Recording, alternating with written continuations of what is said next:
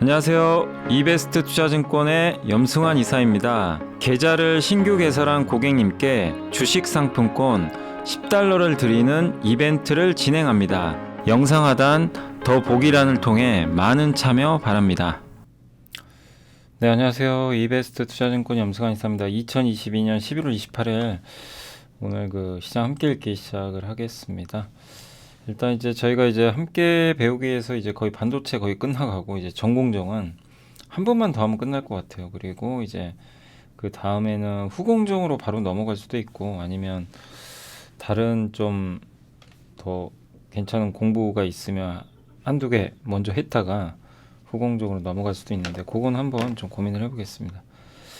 아무튼 여러분들이 제가 이렇게 함께 배우기도 그렇고 이렇게 거기에 이제 많은 기업들도 있고 한데 내용도 있고 반드시 꼭 한번 그런 기업들 같은 경우 꼭 한번 스스로 공부를 해보시고 본인이 이해가 안 되고 투자를 하는 건요 진짜 아무런 의미가 없어요.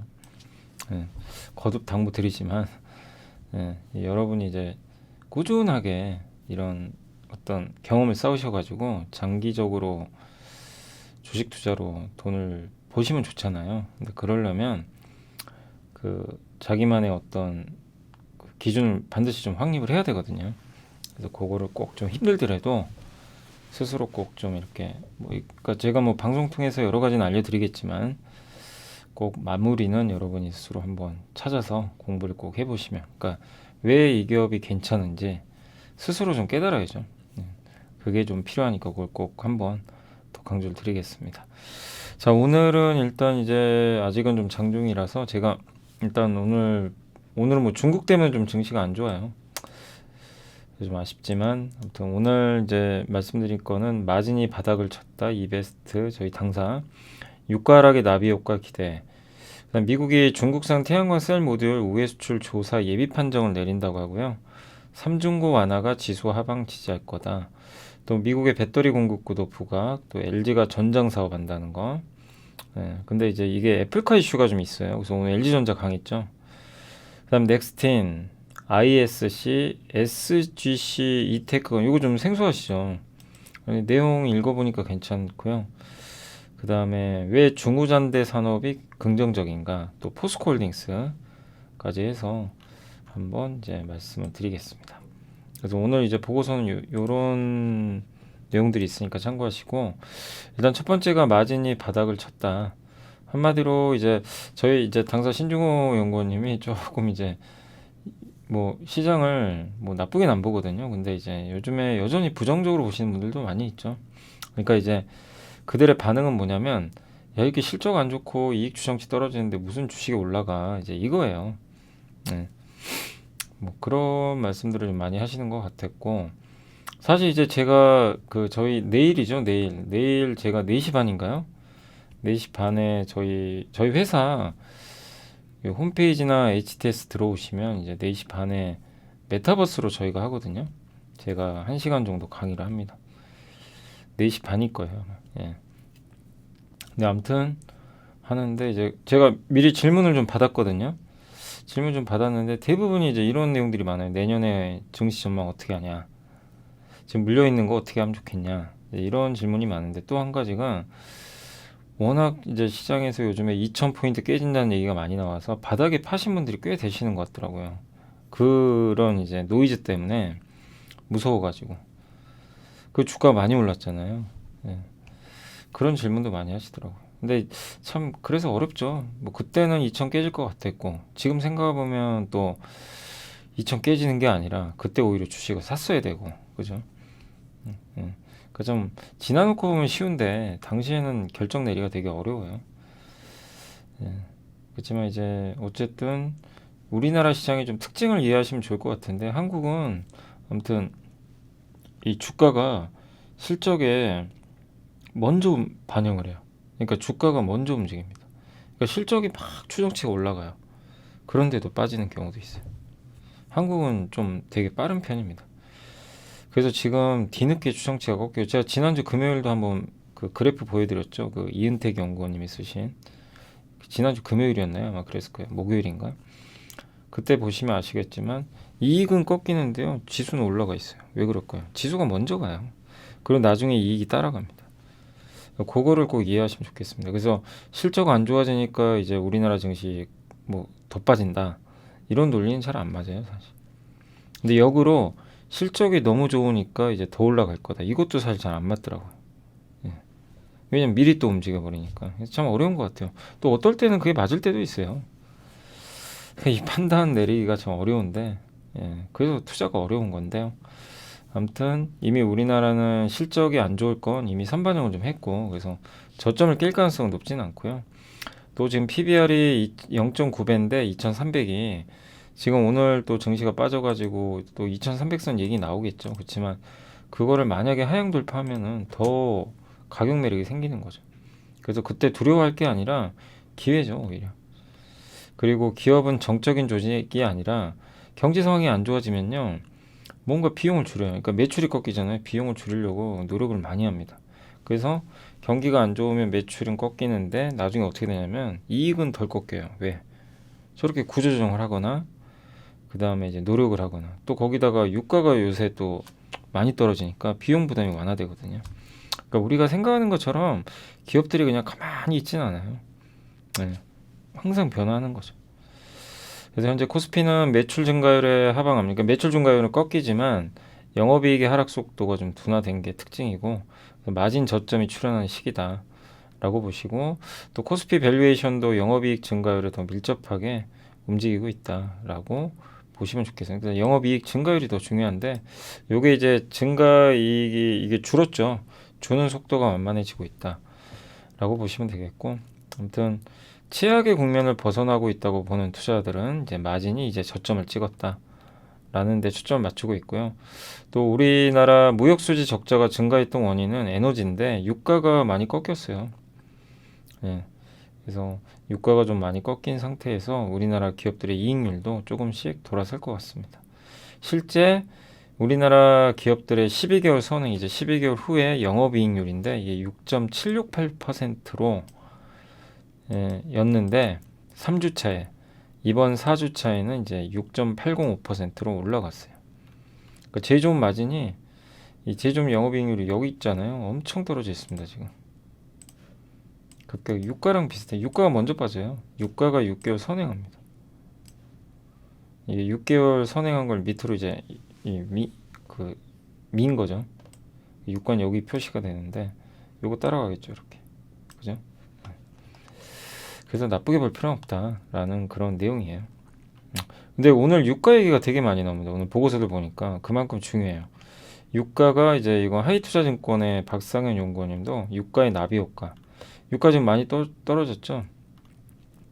긍정적 나비 효과인데 첫 번째가 물가 하락 압력. 물가를 하락시키는 요인으로 작용할 수 있다.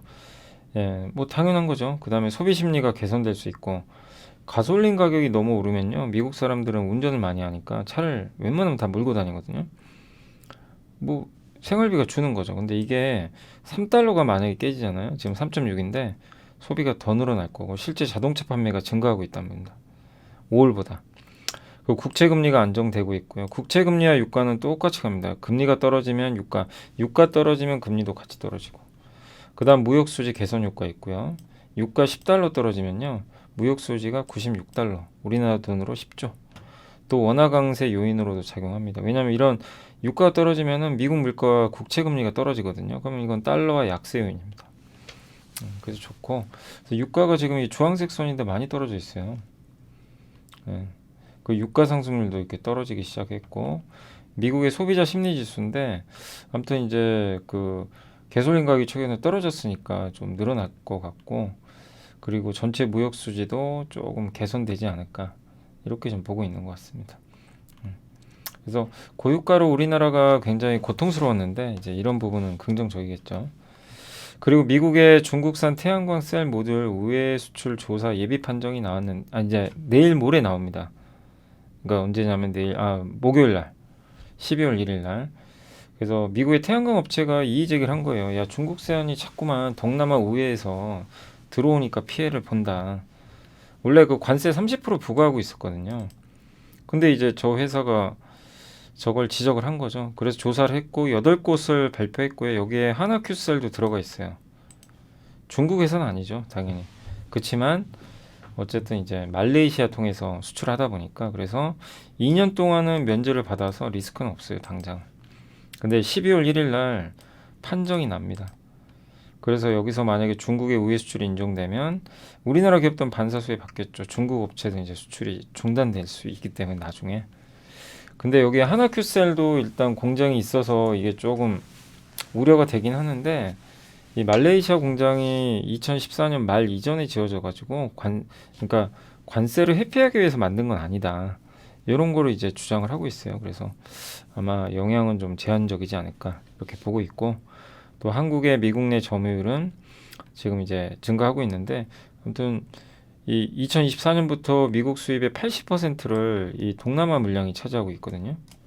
그럼 여기가 줄겠죠. 그럼 우리나라 기업들이 반사이익을 얻겠죠. 다만 이거는 좀 확인해 봐야 될 것 같아요. 하나큐셀이 어떤 영향을 받을지 저 말레이시아 공장이 그건 한번 체크해 볼 필요는 있습니다. 거기다 어쨌든 이제 미국에도 설비 투자하고 있고 하나큐셀이 뭐 주가 좋죠. 여전히 좋은데 이런 12월 1일에 있을 판정 결과도 주목하시면 좋겠고 그 다음에 삼성증권의 서정훈 연구원이 3중고 완화가 지수 하방을 지지한다. 그러니까 10년물 금리가 3.6%까지 떨어졌고요.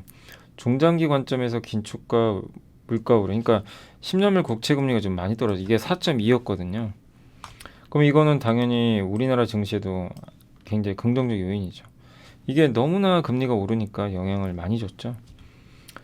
그래서 이 무위험 자산의 수익률, 국채는 무위험하잖아요. 거의 위험이 없기 때문에 이게 수익률이 자꾸 올라가면 주식의 매력이 떨어지죠. 근데 저게 이제 떨어지고 있다는 건 주식에는 긍정적이고 또 FMC 의사록에서도 경기 침체 얘기를 자꾸 꺼내요.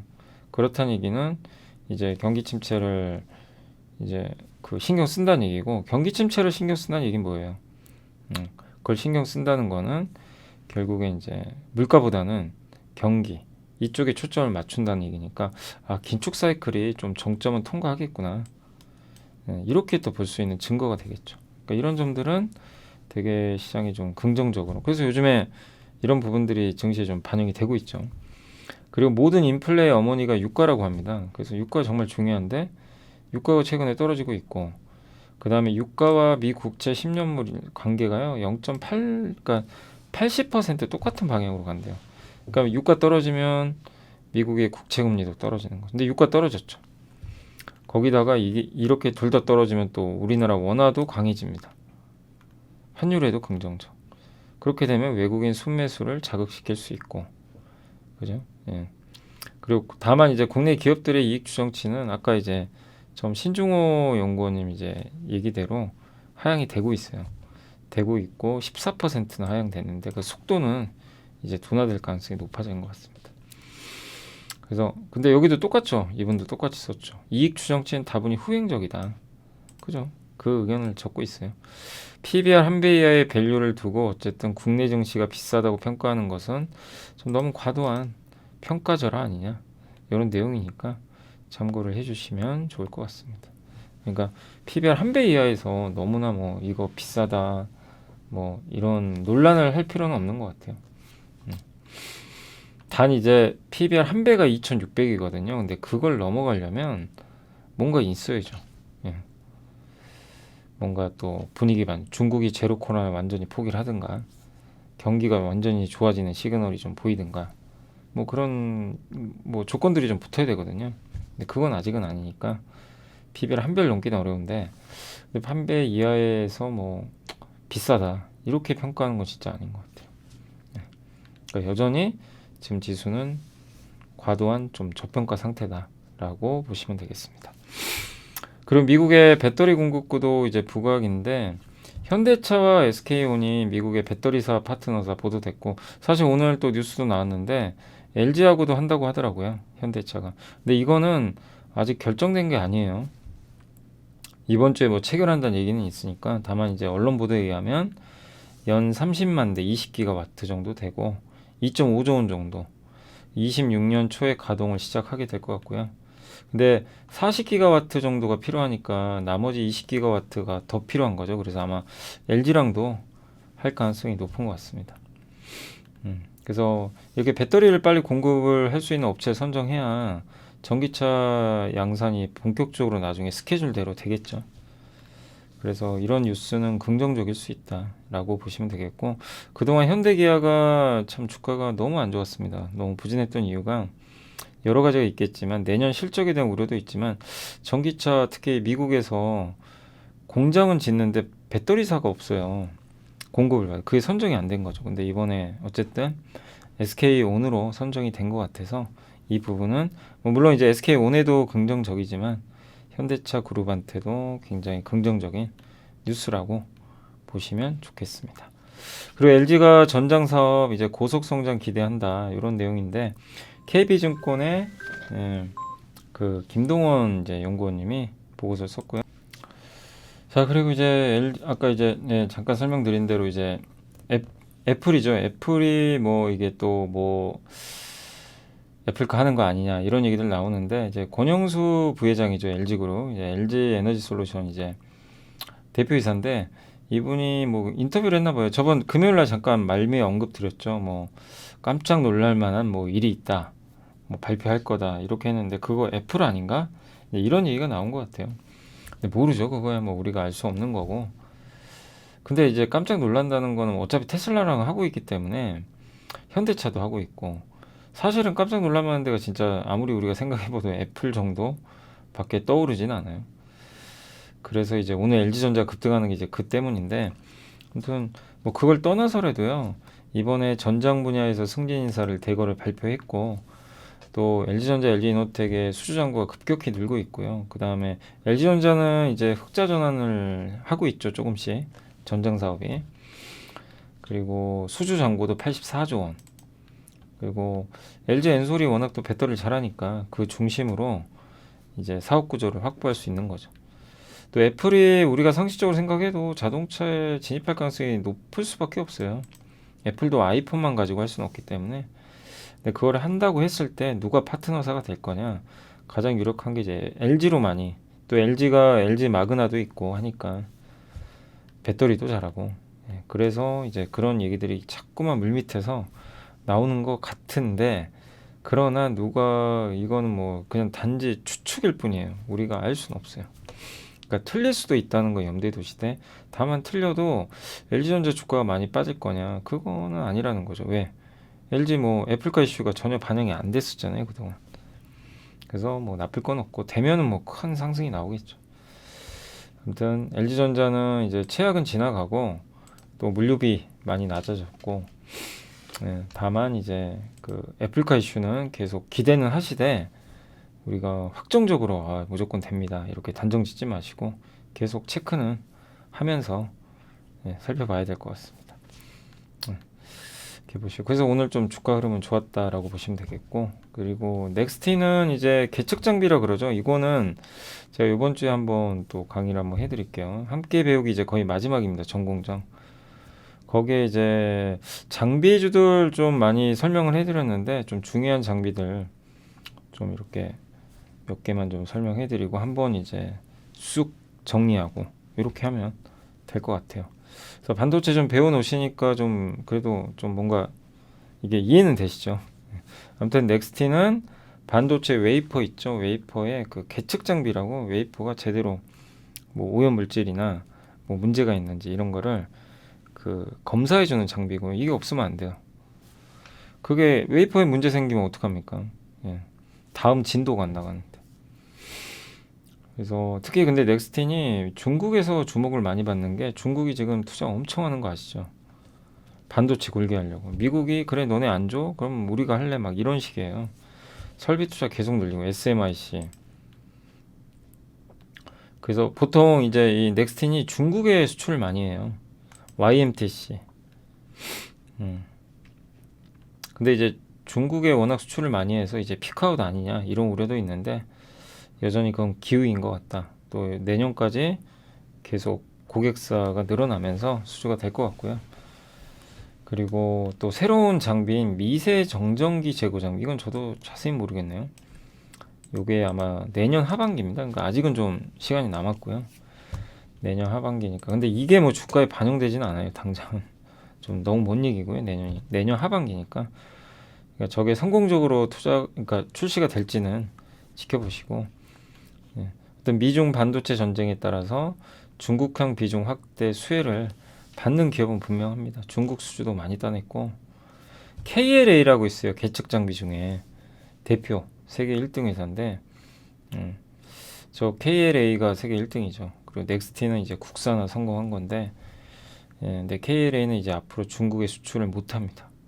중국에 수출 못하면 어디서 받아야 될까요? 중국은 넥스틴에서. 그래서 이제 괜찮았던 건데 다만 중국 비중이 높다는 게 지금 양날의 검이 될 수도 있는 게 지금은 좋죠. 막 중국에 수출도 하고 막 이런데 이게 중국이 언젠가는 첨단 장비 수입을 못하면 반도체를 못 만들어요. 최첨단. 그러면 이제 결국 이게 부메랑이 돼서 투자를 줄이겠죠. 그러면 이건 넥스틴한테도 안 좋은 거죠. 그러니까 넥스틴은 지금은 좋아요. 지금 뭐 내년까지는 좋을 것 같아요. 중국 수주 때문에. 근데 내후년 점점 갈수록 시간이 갈수록 중국은 투자를 늘리기가 어렵겠죠. 왜냐? 장비가 없으니까.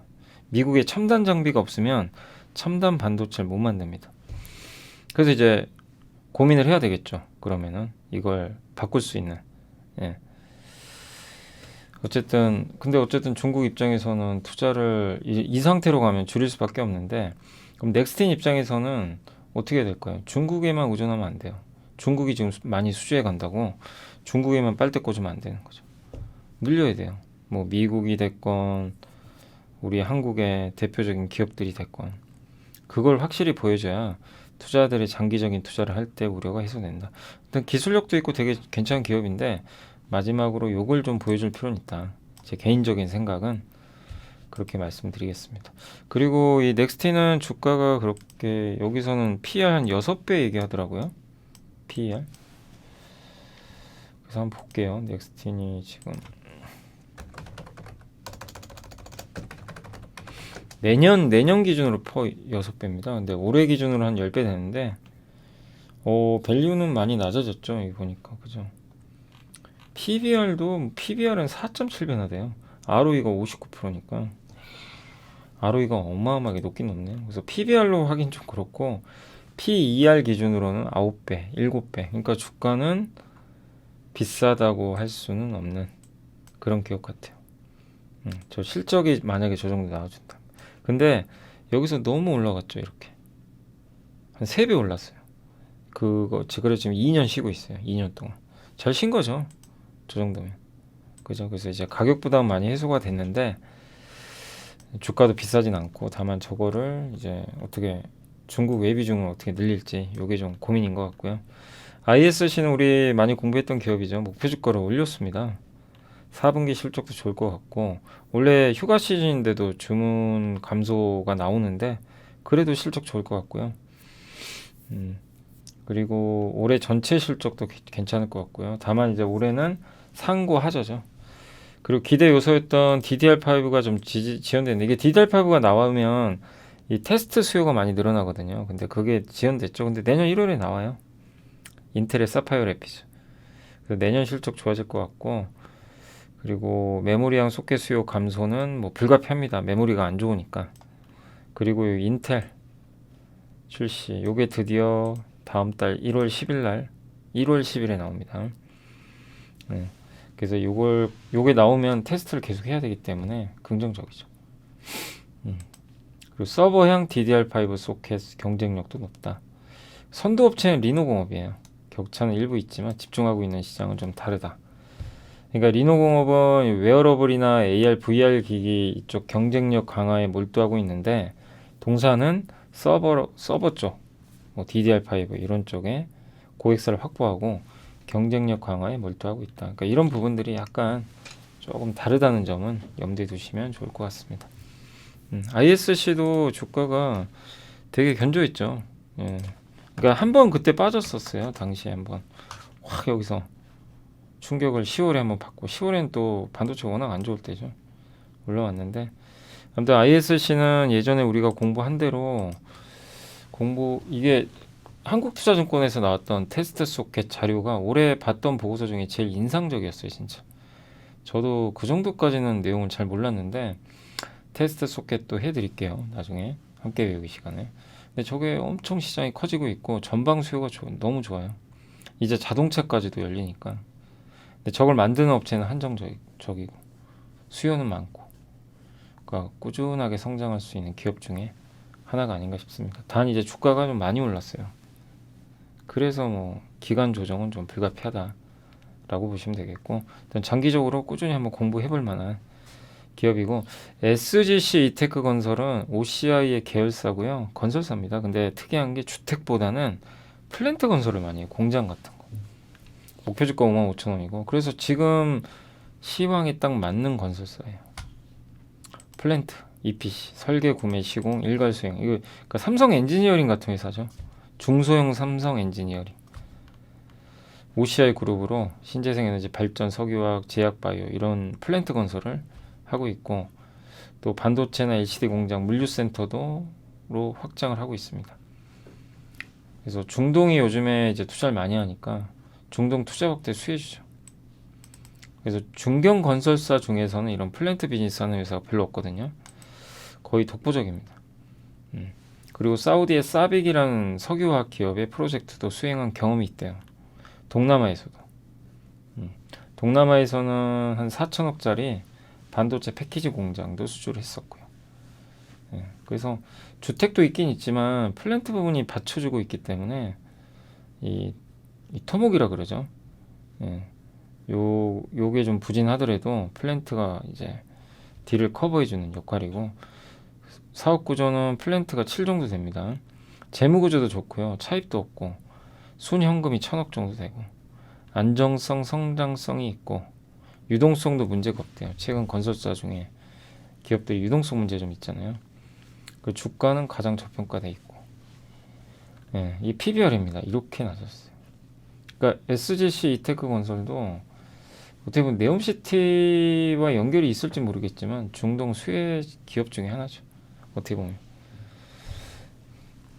근데 이제 그런 것들이 너무 간과되는 것 같아요. 그래서 SGC 이테크 건설도 한번 아이디어 차원에서 공부를 한번 해보세요. 어떤 기업인지.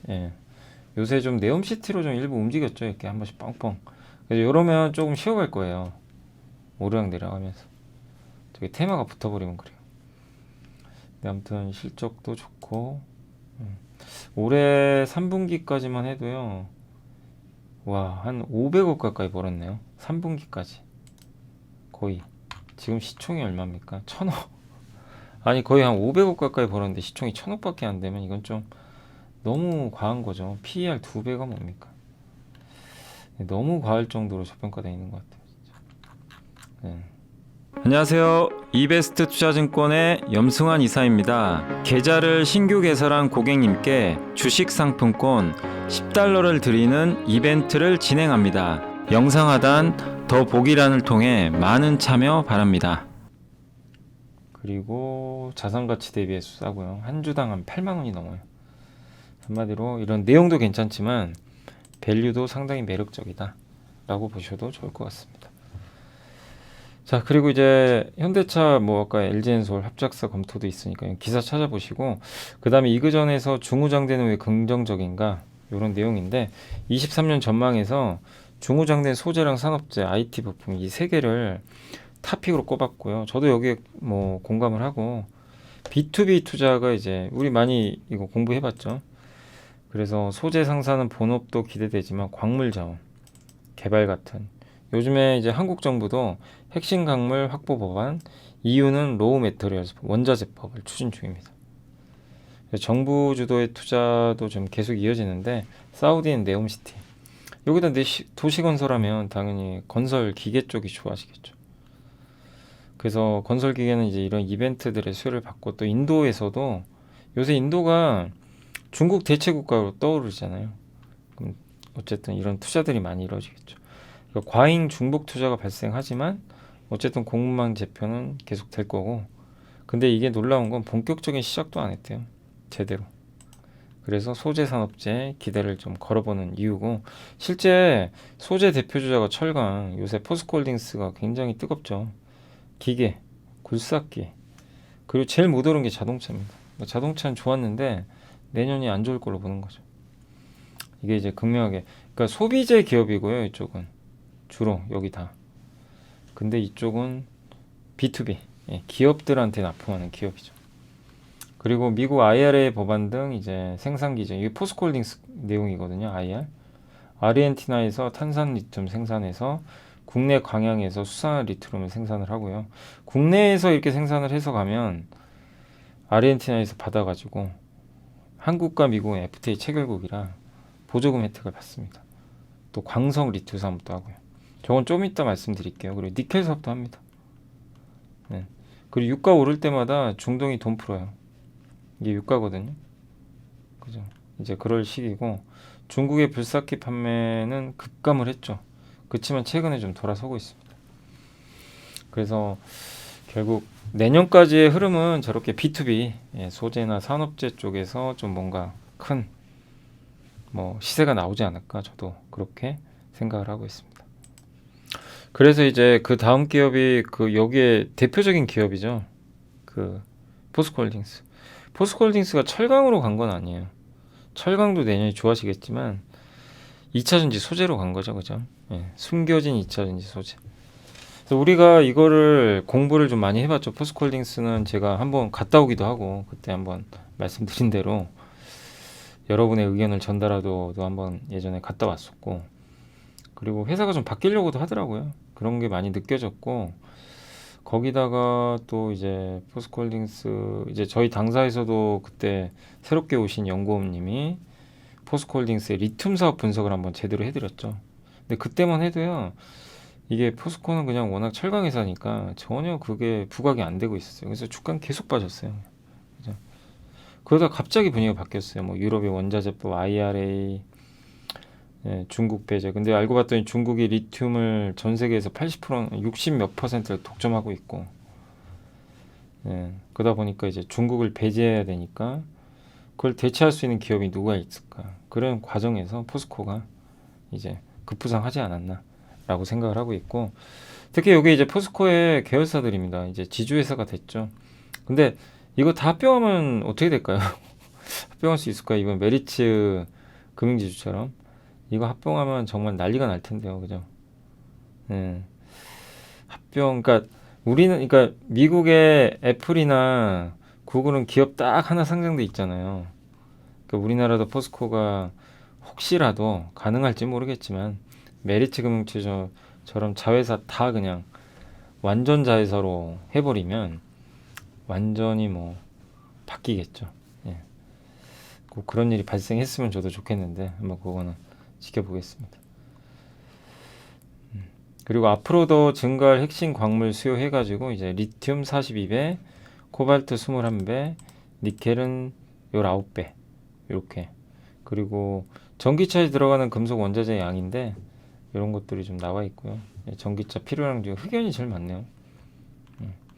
그리고 각국이 발표한 핵심 광물 목록에 이게 다 목록들인데, 미국은 여기에 흑연, 리튬, 니켈 이런 것들을 적어놨습니다.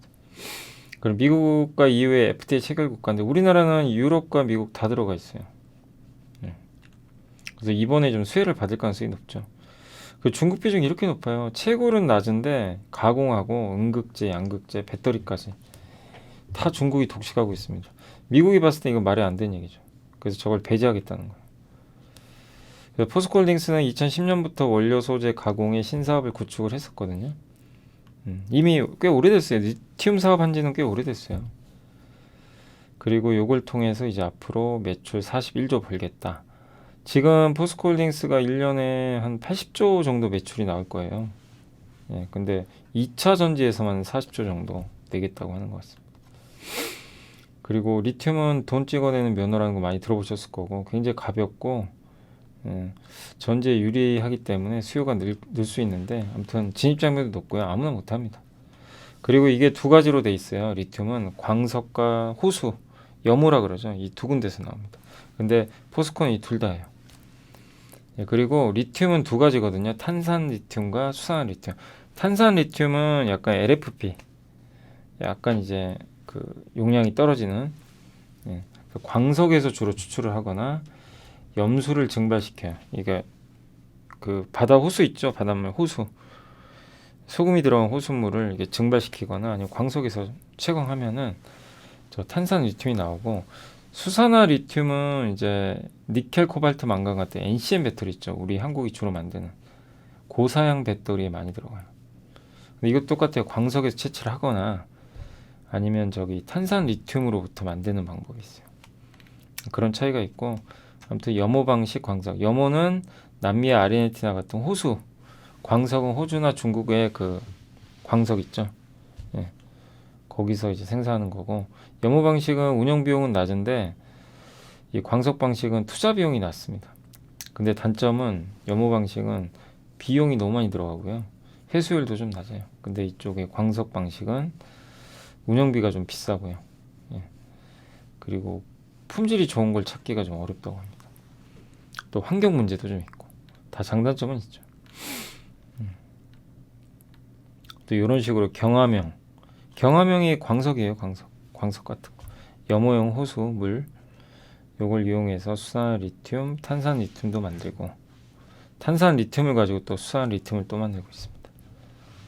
염호용에서는 근데 탄산 리튬만 나와요. 요거를 이제 가공을 해가지고 수산 리튬으로 바꿔주는 거죠. 네, 그러니까 호수에서 나오는 거는 탄산 리튬만 일단 나오는데 그걸 바꾸는 공정을 하고 있다. 그 다음에 이제 광석에서 나오는 거는 둘 다 가능하다.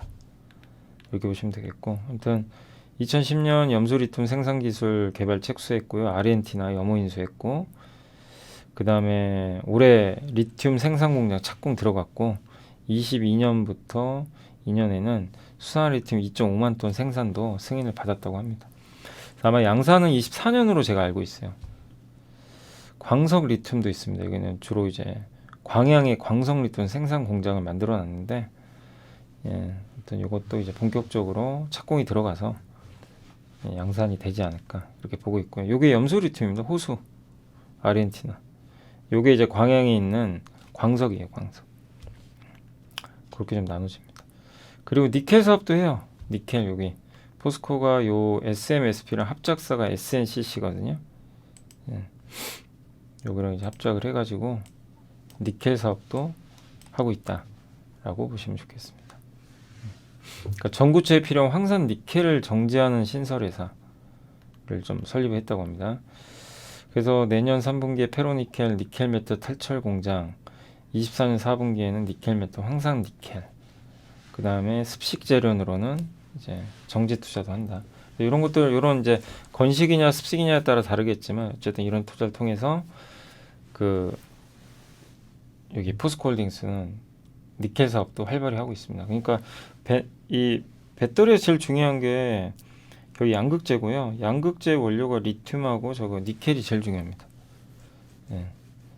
근데 그거를 대부분 중국이 싹쓸이 하고 있는데 이제 한국이 그 공백을 메꾸려고 하겠죠. 중국에. 그래서 그 선두에 있는 업체가 뭐 누가 뭐래도 포스코홀딩스이기 때문에 꾸준한 좀 관심은 좀 필요하다라고 말씀을 드리겠습니다. 자, 그리고 오늘은 제가 오후에 좀 일정이 있어서 지금 현재 1시 반 정도 되는데 오늘 조금 죄송한데 먼저 마감 시황 좀 끝낼게요. 자, 오늘은 일단 이제 증시가요. 오늘 빠지는 건 좀 명확합니다. 중국이 그 이제 약간 시위도 일어나고 지금 코로나 때문에 좀 문제가 심각하죠. 확진자가 너무 많아가지고 4만 명 넘은 거는 거의 처음 본 것 같아요. 근데 올해 3월에는 확진자가 3만 명 넘을 때 셧다운 들어갔어요. 상해시 완전 대봉쇄 한 달 동안. 너무 중국 경제 망가졌죠. 근데도 했어요. 근데 지금은 좀 달라요. 그 봉쇄를 쉽게 안 합니다. 예, 안 하고 부분 봉쇄요. 방역도 올해 안 할 거고 지금 만약에 올해 3월처럼 했다가 난리가 날 거예요. 그러니까 이제 중국도 좀 진퇴양난인 게 그렇다고 고령층이 많고 백신 접종이 제대로 안 됐어요. 중국은 아시겠지만. 그래서 mRNA 모더나 백신도 이제 그런 형태의 백신을 뭐 맞은 사람이 많지는 않은 걸로 알고 있거든요. 그러다 보니까 이게 뭐 젊은 사람이야 괜찮겠지만 좀 연세가 있다면 그런 이제 코로나가 침투를 했을 때 굉장히 취약해서 사망할 수도 있거든요. 백신을 만약에 안 맞았다면. 그래서 이제 중국 정부가 그걸 좀 두려워하고 있죠. 예. 그래서 어떻게든 막으려고 하거든요. 근데 자꾸만 이제 시민들은 불편하니까 이제 계속 그런 것들을 이제 호소를 하고 있고, 그래서 조만간 결론은 날 것 같아요. 근데 제가 봤을 때는 옛날처럼 대규모 그 규제로 가기는 좀 어렵지 않나 이렇게 생각을 합니다. 폭스콘 탈출 문제도 있고 누른다고 될 문제가 아니거든요. 그래서 조금씩 점진적으로 풀어주지 않을까 이런 방향이고, 전면적으로 풀지는 않을 거예요.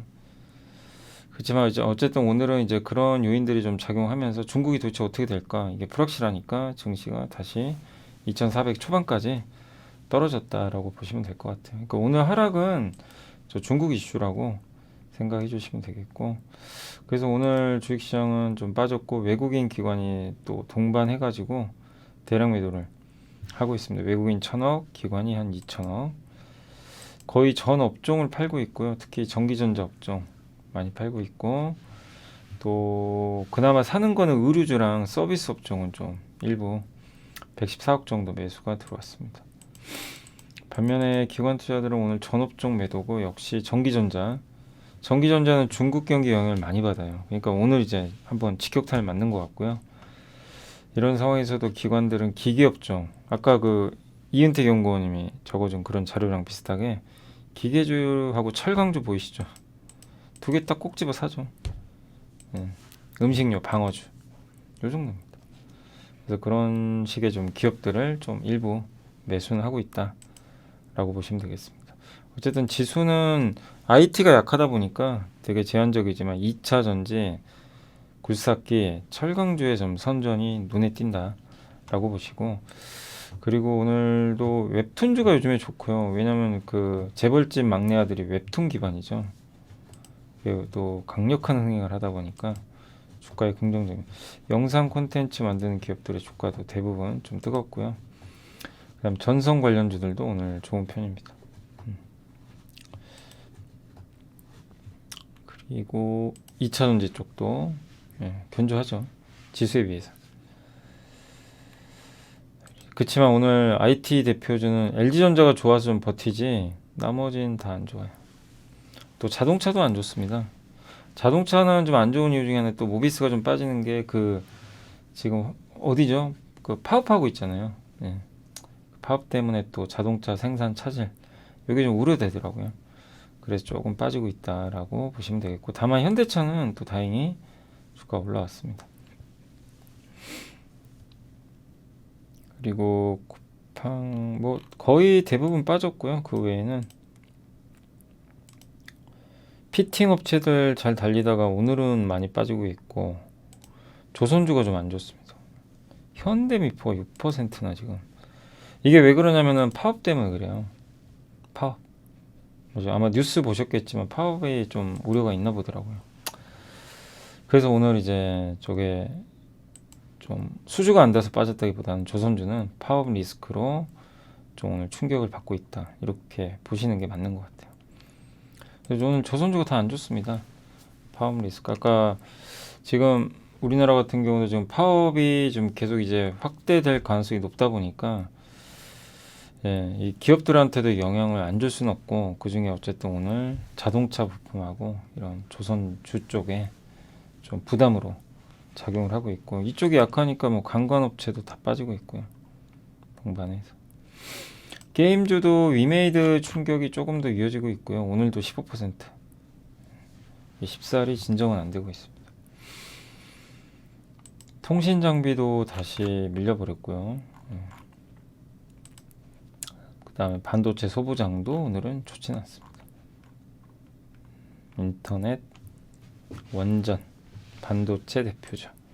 삼성전자도 지금 6만원을 살짝 깼고요. 자, 그래서 오늘은 이제 대부분의 기업들이 좀 업종이나 기업들이 전체적으로 다 부진한 그런 상태고, 그나마 이제 좋은 거는 드라마나 전선주, 그 다음에 뭐 이런 기계업종, 철강주, 이런 쪽 관련된 기업들만 좀 일부 강하다라고 생각해 주시면 좋겠습니다. 그러니까 시장을 결정짓는 IT 기업들의 주가가 중국의 이슈로 오늘은 좀 부진한 게 증시에 좀 가장 아쉬운 점이 아닌가라고 생각하고 있고요. 시가총액 이제 기업들 중에서는 한번 보면 오늘 뭐 다 빠지죠. 뭐 삼성, 하이닉스, 삼성전자 우선주, 네이버, 카카오, 그리고 오늘 LG전자가 선전했죠. 선전했고 그다음 카카오뱅크가 오늘 좀 안 좋고요. 은행주가 좀 좋지 않습니다. NC는 오히려 올라가고 있고요. LG생건도 좋은데요. 아모레랑. 예. 그러니까 중국이 이거 셧다운 우려가, 그러니까 뭐 방역이나 이런 것 때문에 우려가 있는데도 이런 게 포함되는 것 같아요. 야, 중국 어쨌든 옛날처럼 규제 안 할 거야. 이제 이런 기대감도 있는 것 같아요. 결론은 안 났지만. 그래서 오늘 오히려 이 중국 소비주는 아침엔 급락했다가 오후에 돌리는 긍정적인 부분이 나왔고, 롯데케미칼도 좋고요. 조선준 좀 안 좋고, 뭐 대체로 조선준 다 빠졌습니다. 넷마블도 안 좋고, 미래에셋증권도 다시 빠졌고요. 그다음에 HLB도 많이 빠졌고, 현대비포는 파업 리스크 우려, 그리고 펄어비스 좀 빠졌고, 아모레지가 급등하고, 롯데쇼핑 좀 급나가고요. 원전주 급나가고, 반도체 급나가고. 뭐 그 정도 같네요. 그 정도 흐름이고, 금양은 이제 너무 많이 올랐죠. 너무 좀 오버한 게 악재인 것 같습니다.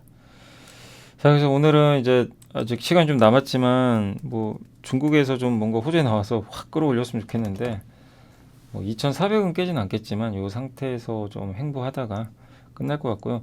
오늘 아마 그 외국인 기관이 워낙 팔아서 반등이 강하게 나오지는 않을 것 같아요. 근데 이제 다만 이 정도 레벨에서 버텨주는 정도로 시장을 생각해 주시면 좀 좋을 것 같습니다.